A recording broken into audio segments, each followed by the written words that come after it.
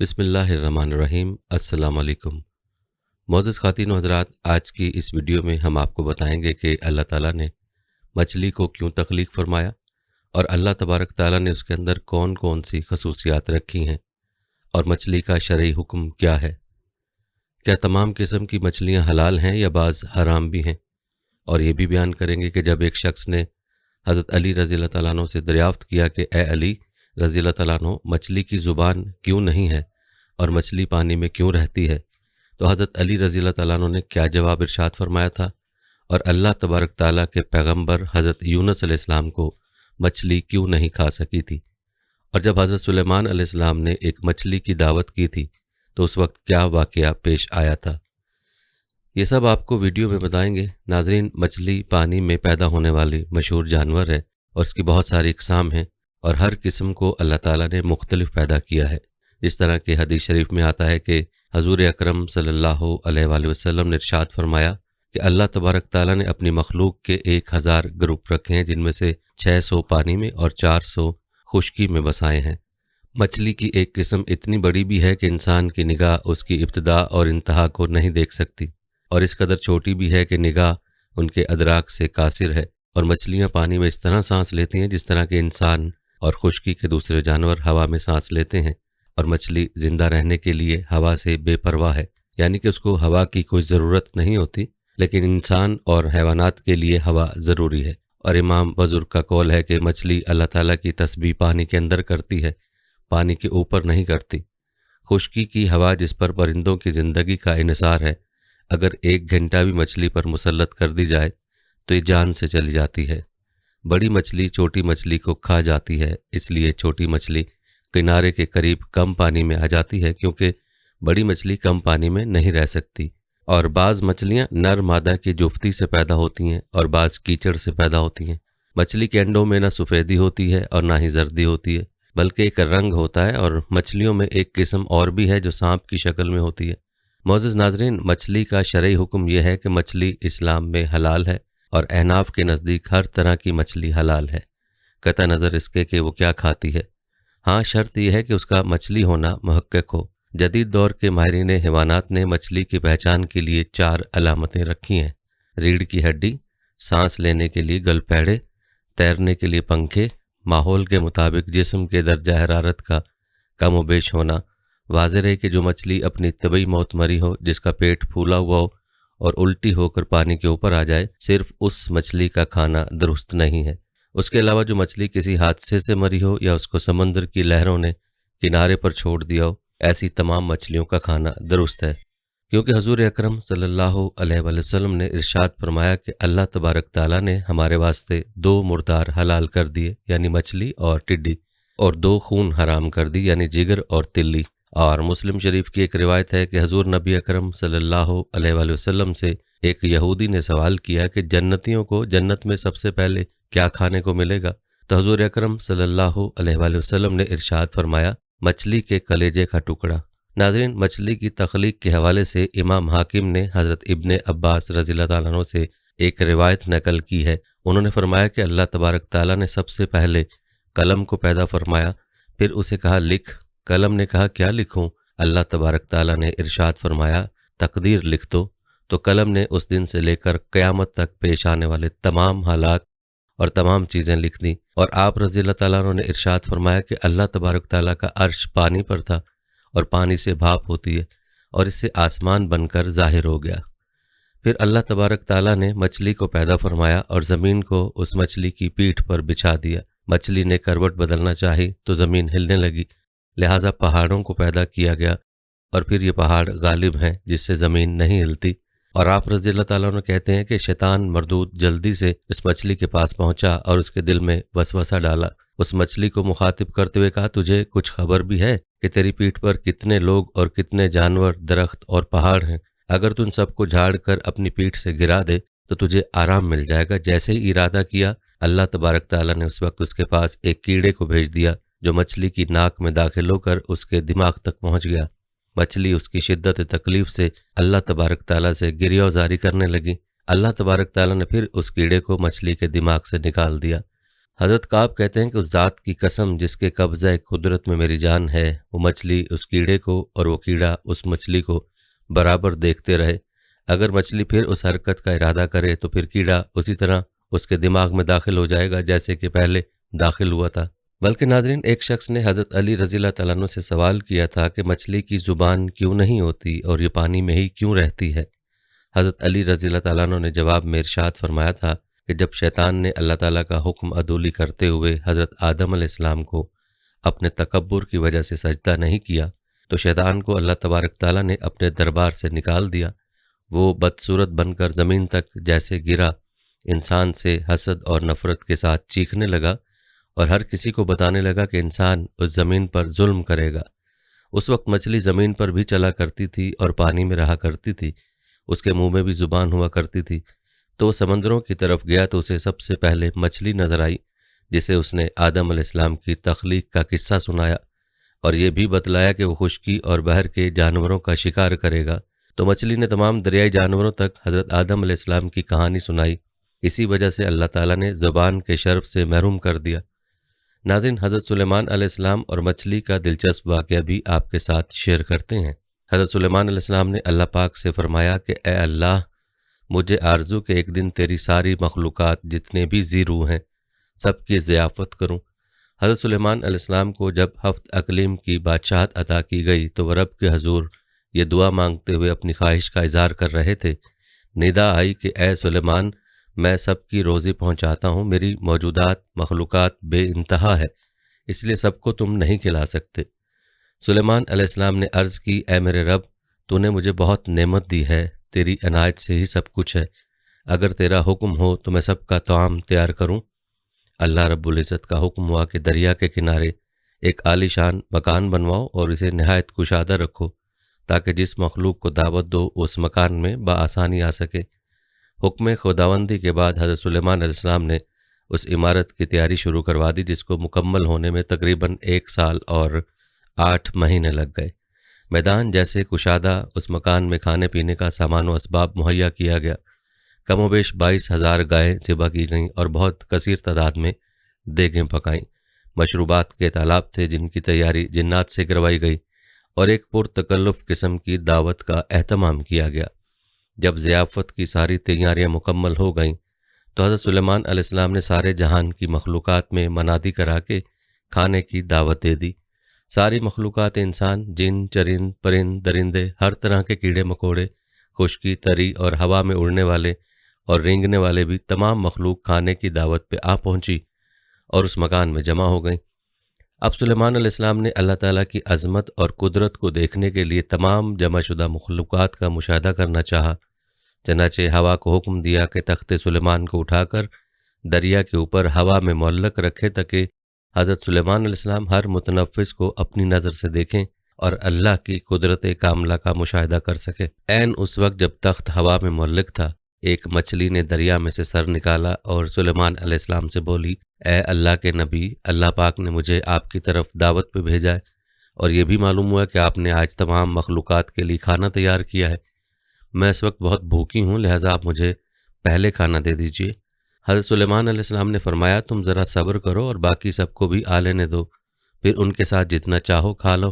وہ مچھلی بولی، اے اللہ کے نبی، میں خشکی پہ اتنی دیر نہیں ٹھہر سکوں گی کہ سب کا انتظار کروں۔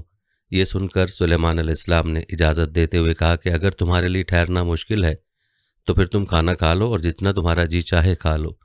یہ سنتے ہی وہ مچھلی دریا سے نکل کر اس میدان نما مکان میں آئی اور جتنا کچھ کھانا وہاں پڑا تھا سارے کا سارا ایک ہی لقمے میں کھا گئی۔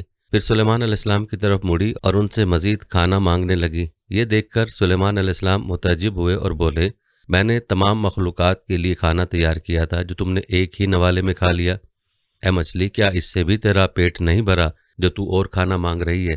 مچھلی بولی، اے اللہ کے نبی، اللہ تعالیٰ مجھے ہر روز 3 لقمے رزق دیتا ہے اور جو کھانا آپ نے تیار کیا تھا وہ تو سب کا سب صرف ایک لقمہ بنا۔ آج آپ کی مہمانی میں بھوکی رہی ہوں اور اگر آپ اسی طرح باقی مہمانوں یعنی مخلوقات کو بھی کھانا نہیں دے سکے تو آپ نے ناحق انہیں کھانے پہ بلوایا۔ سلیمان علیہ السلام مچھلی کی یہ باتیں سن کر حیرت زدہ رہ گئے، چکرائے اور ان پر غشی طاری ہو گئی۔ پھر جب ہوش میں آئے تو ندامت سے سجدے میں گر پڑے اور روتے ہوئے کہنے لگے، اے اللہ میں نے بہت ہی قصور کیا اور تیری درگاہ میں نادانی کی، میں نادان و مسکین ہوں اور اس بات سے ہمیشہ کے لیے توبہ کرتا ہوں، بے شک مجھے اور سارے جہان کو رزق دینے والا صرف تو ہی ہے۔ اب آپ کو بالکل مختصراً حضرت یونس علیہ السلام کی مچھلی کے پیٹ میں رہنے کا واقعہ سناتے ہیں۔ ناظرین، حضرت یونس علیہ السلام اللہ تعالیٰ کے برگزیدہ پیغمبر تھے۔ آپ کا ذکر قرآن عزیز میں آیا ہے۔ حضرت یونس علیہ السلام کا ذکر قرآن کریم کی 6 سورتوں میں آیا ہے: سورہ نساء، سورہ نام، سورہ یونس، سورہ الصافات، سورہ انبیاء، سورہ قلم۔ ان میں پہلی 4 سورتوں میں یونس علیہ السلام کا نام مذکور ہے اور آخری 2 سورتوں میں ذوالنون اور صاحب الحوت یعنی مچھلی والا کہہ کر پکارا گیا۔ حضرت یونس علیہ السلام ایک عظیم اور کریم نبی تھے۔ ان کا قصہ قرآن پاک میں ایک انوکھا قصہ ہے جو ہم سب کے لیے سبق آموز ہے اور اللہ تعالیٰ کی مدد کا یقین دلانے والا دلچسپ واقعہ ہے۔ حضرت یونس علیہ السلام کے والد کا نام متی تھا اور یہ سیدنا ابراہیم علیہ السلام کی نسل سے تھے، لہٰذا یہ اسرائیلی نبی تھے۔ ان کو آشوریوں کی ہدایت کے لیے عراق بھیجا گیا تھا۔ یہ عراقی کافر و مشرک لوگ تھے۔ اس قوم کا مرکز اس وقت نینوا تھا، جس کے وسیع کھنڈرات آج بھی دریائے دجلہ کے مشرقی کنارے پر آباد ہیں، موصل شہر کے عین مطابق پائے جاتے ہیں۔ حضرت یونس علیہ السلام نے آشوریوں کو وحدہ لا شریک لہ کی دعوت دی تو انہوں نے حضرت یونس علیہ السلام کو جھٹلایا اور بتوں کی پرستش کو چھوڑنے سے انکار کر دیا اور اپنے کفر پر ڈٹے رہے۔ پھر انہوں نے یونس علیہ السلام پر ظلم و ستم ڈھانے شروع کر دیے، انہیں دھمکیاں دی گئیں اور دعوت حق کا مذاق اڑایا گیا۔ تب مسلسل یونس علیہ السلام ان کی مخالفت سے متاثر ہو کر قوم سے خفا ہو گئے اور ان کو 3 دن میں آنے والے دردناک عذاب الہی کی بد دعا دے دی۔ پھر تیسرا دن آنے سے پہلے ہی آدھی رات کو بستی سے نکل گئے۔ دن کے وقت جب عذاب قوم کے شہروں پر پہنچ گیا تو انہوں نے حضرت یونس علیہ السلام کو تلاش کیا مگر وہ نہ ملے۔ حضرت یونس علیہ السلام کا اپنی قوم سے ناراض ہو کر چلے جانا ایک طرح سے ہجرت تھی، مگر انہیں اس کا حکم نہیں دیا گیا تھا۔ وہ عذاب کی اطلاع دینے کے بعد اللہ کی اجازت کے بغیر اپنا علاقہ چھوڑ کر چلے گئے تھے۔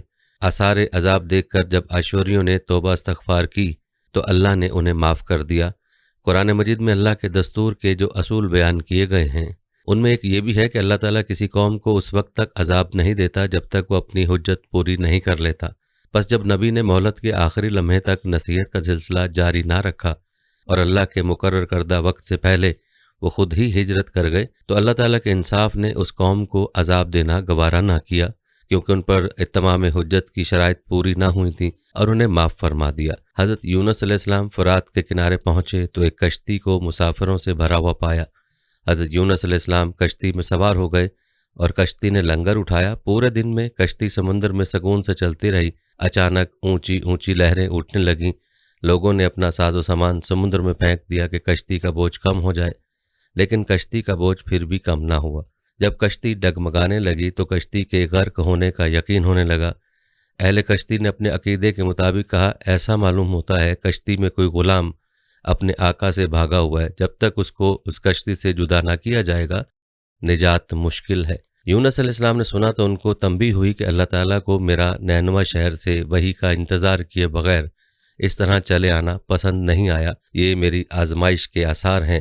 یہ سوچ کر انہوں نے اہل کشتی سے فرمایا کہ میں ہی وہ غلام ہوں جو اپنے آقا سے بھاگا ہوا ہوں، مجھے کشتی سے باہر پھینک دو۔ مگر ملاح اور اہل کشتی ان کی پاک بازی سے اس قدر متاثر تھے کہ انہوں نے ایسا کرنے سے انکار کر دیا اور آپس میں یہ طے کیا کہ قرآن اندازی کی جائے۔ چنانچہ 3 مرتبہ قرآن اندازی کی گئی اور تینوں مرتبہ قرآن اندازی میں حضرت یونس علیہ السلام کا نام نکلا۔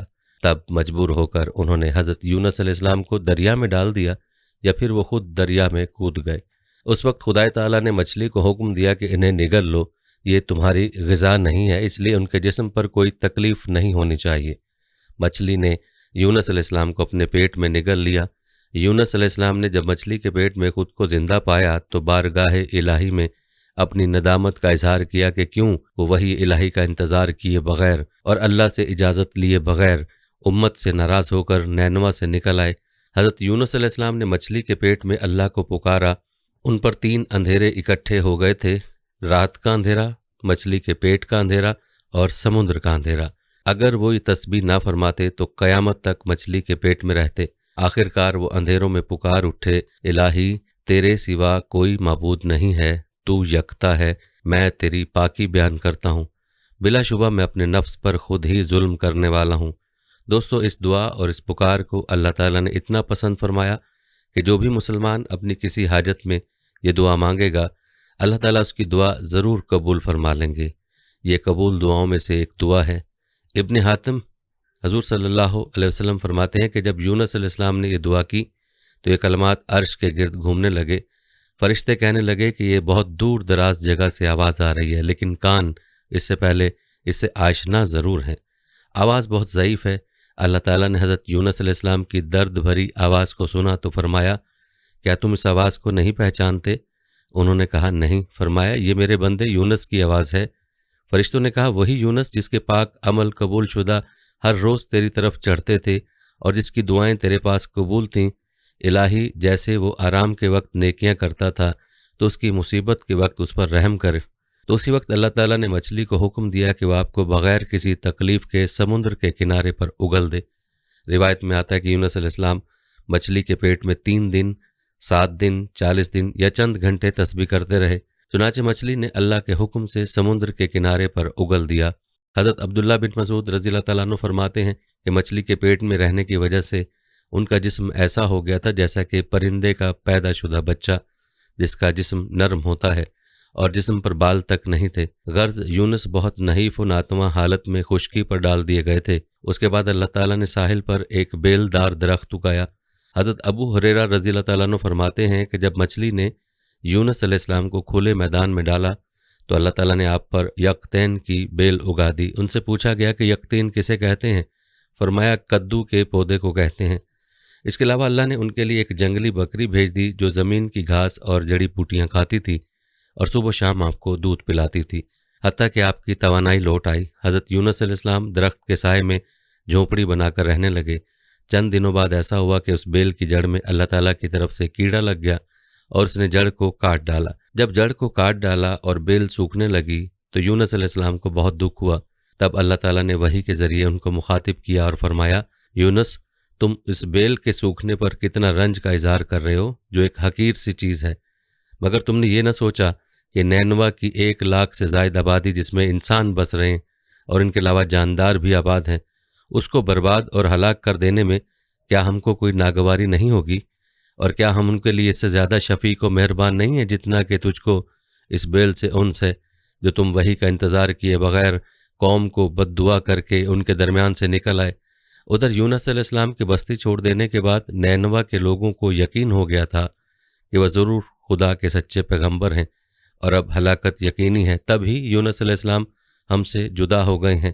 یہ سوچ کر فوراً بادشاہ سے لے کر رعایا تک سب کے دل خوف و دہشت سے کانپ اٹھے اور یونس علیہ السلام کو تلاش کرنے لگے تاکہ ان کے ہاتھ پر اسلام کی بیعت کریں، اور ساتھ ہی خدا تعالیٰ سے توبہ و استغفار کرنے لگے اور ہر قسم کے گناہوں سے کنارہ کش ہو کر آبادی سے باہر میدان میں نکل آئے اور بارگاہ الہی میں بلند آواز سے اقرار کرتے رہے اے ہمارے رب، یونس علیہ السلام جو تیرا پیغام ہمارے پاس لے کر آئے تھے ہم اس کی تصدیق کرتے ہیں اور ہم اس پر ایمان لاتے ہیں۔ آخرکار اللہ پاک نے ان کی دعا قبول فرمائی اور ان کو عذاب الہی سے محفوظ فرما لیا۔